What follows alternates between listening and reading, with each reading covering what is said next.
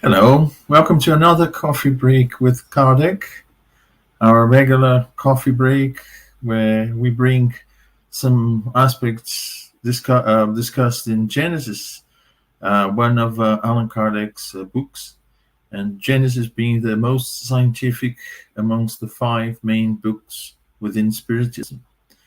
And today we are going to talk about the spiritual principle, the human body and the spiritual principle. We won't go into detail because in the future we will talk in more detail about the spiritual principle, what it is, and the difference between the spiritual and the material principle, which are different principles. But what I want to bring for our coffee break today is, in fact, the aspect that the need for a spiritual principle pointed out by Allan Kardec. The first chapters in Genesis, Kardec basically he reviews the current knowledge at his time, which to a certain extent is very much up to date, about the origin of life, mineral kingdom, vegetable kingdom, animal kingdom, and he also discusses this continuous progress when life began and how life developed here on Earth. So it's very interesting to see what Kardec mentioned, which was the current knowledge at his time, to what we know nowadays. And so what Kardec says here is that Spiritism totally agree with materialism. And here materialism, he talks about material sciences, those sciences that only accept and believe in what the research they do, the knowledge they've gathered about the material world says. They don't talk about other things but the material world. But what Kardec says is, why would he spend so many chapters talking about material sciences? He talks about biology, he talks about chemistry, geology, astronomy, and physics, and so many sciences, because he says we totally agree with science, he calls materialism. Totally agree. The point is, where materialism stops, Spiritism carries on. It's like accepting that, a building that has 4 levels, a 4-story building. 4-story building is the building of material sciences, and this same structure is agreed by Spiritism. But the thing is, Spiritism builds up beyond that, goes much higher. Actually, what Spiritism proposed to us goes much further than what materialism shows us. But what Kardec says is that, yes, our material sciences are studying the material world. And of course, there is an agreement between Spiritism and materialism or material sciences in terms of material aspects of life. That's why he mentions all these sciences, all the knowledge that was current at his time. But then he goes beyond that. He uses that to show that, materialism stopped here and we go beyond. And where does he start these beyond, as it were, going further? The point where materialism says, I won't go any further, and then Spiritism just say, well, I'll carry on indefinitely, is exactly the existence of the intelligent principle. Kardec, he points out very clearly that our body, our human body, is the results of a development over millions of years. Since life started here on this planet, it was evolving. It was a characteristic of life in this planet the capability of multiplying itself, of replicating itself, but also giving room within each replication of some variations. So that would be called adaptability, or open room for the environment to act upon that process of evolution. So one of the characteristics of life as well, defined by sciences, is that they follow the process of evolution proposed by Darwin, the same process of evolution. So what he says is that our body is not that different from the body of all the mammals, because we are, within the same group, mammals, within the animal kingdom. So our body is not that different. It's not that different from monkeys. It's not that different from other animals. We know, for instance, in medicine, when they want to test something, sometimes they use rats, they use mice, because it's easier to grow and handle them in laboratories. But if you want to test something in an organism which is very close to our body, you do it in pigs. Pigs, they respond very similarly, the organs and everything very similarly to our own physical body. And what Kardec wants to point out is that our physical body is no different, or there aren't major differences from our body to the body of all the other mammals in the animal kingdom, because we are composed by the same atoms. There isn't one single atom in our body that is different, that only we have. The processes are very much the same. These processes, they have been elaborated through millions of years. So it's the result of a long, very long process to get where we are. We can see in lower kingdoms in our planet, in life here, that some of these aspects, they are tested. They are tested as a laboratory, a natural laboratory, where some functions, they work within those animals, or sometimes even plants. And then we have that, we inherit that. So we are the composition of what is best in this long-term process, this process that started millions of years ago. But there is a continuation in this process. We got to the top of this process because our body is highly sophisticated, but is not that much different from the other animals that come just behind us, the monkeys and the pigs and all the other mammals, as he says. So if we decompose, the process of decomposition is very much the same. The atoms that compose our bodies, the molecules and so on, they'll go composing minerals and plants and other animals. So we return to these to the resources that are available here in our planet.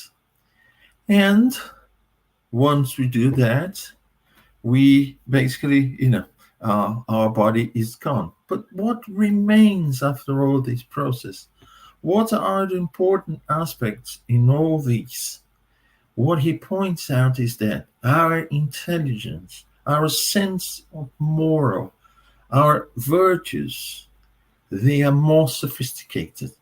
They are more advanced compared to other animals. Not that they don't show some degree of these, in inverted commas, intelligence, or in inverted commas, moral senses. I say in inverted commas because, according to Spiritism, it's only in the human body, I would say, that we actually have individualized spirits. But it doesn't mean that this intelligent principle, as he calls, is not being developed and prepared and manipulated through the other kingdoms. So just like our organs, they have gone through this process of constant and elaboration over a long period of time. Our liver today, it works in that way. It's not because all of a sudden it appeared in nature totally out of the blue. No, it's the functions. Everything has been elaborated over a long period of time. And then the end result is our liver, and then our stomach, and then all the other organs, our heart, and so on. And all these combined form the most sophisticated organic body that we find on this planet. But those who are using that, they are something beyond the physical body. So when we die, our intelligence is gone, our moral senses are gone. Can you imagine the amount of knowledge that we have produced as humanity? The beauties through arts, paintings, and poems, poetry, and literature, and so on. So many theories, so sophisticated. And the organs that we use, they are different from the other animals here, but they are not that different, that enough to explain how all this intelligence, how all this has been produced by us. What he says is that the body diminishes in value in terms of intelligence and moral. But on the other hand, the spirit gains in value when you look at that. So what he says is that we start simple. When we've heard so many times, some of us have heard it so many times, that the spirit starts in the atom all the way to the archangel. And what does it mean? It means that all the intelligent principle that is something different from matter, and we will explain in detail some other time, it has been elaborated carefully over a long period of time in nature until the point that we have the spiritual principle, which is independent of the material body, but goes hand in hand with the material body.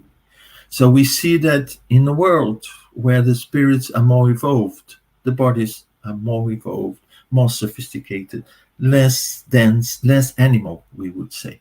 We are less close to the animal kingdom. We are more spiritualized kingdom, as it were. And that also reflects on the functions of the bodies that we find in these more evolved worlds. So what I'm trying to say is that together with the evolution of the body, there is a principle that is not material, but is there together with the body, which is the intelligent principle, and is individualized in the human kingdom. At one point, we become individualized, we gain memory, we start to accumulate experience, and with this experience, we learn and develop our virtues. This is the process of evolution. It's a topic of not one, but many coffee breaks in the future.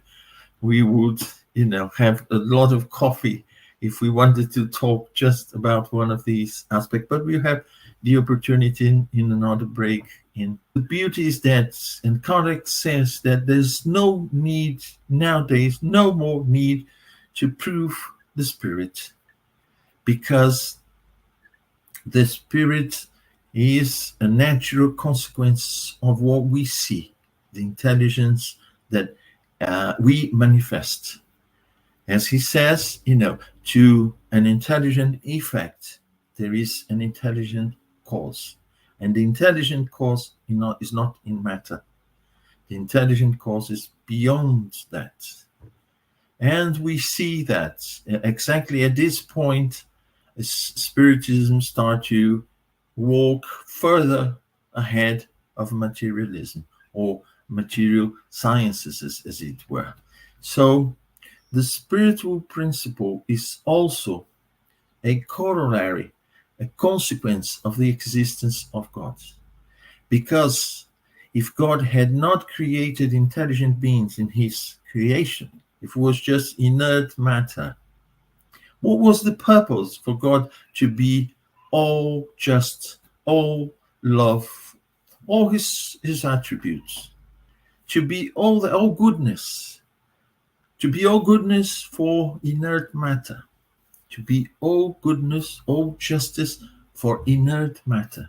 No, it makes sense. The attributes of God, they only make sense if you have intelligent beings, intelligent principle in the creation. If you don't, there's no reason for that. It's like having a room full of beautiful pieces of art, paintings, sculptures, and so on, but it's in pitch dark, without a single light for us to see. What is the point in having all that in a room where you can't see a thing? It's the same thing. He says it's a natural consequence of the existence of God. So with that, I've finished my coffee and it's time for us to move on. So I see you in our next coffee break with Kardec, and wish you all the best. See you next time.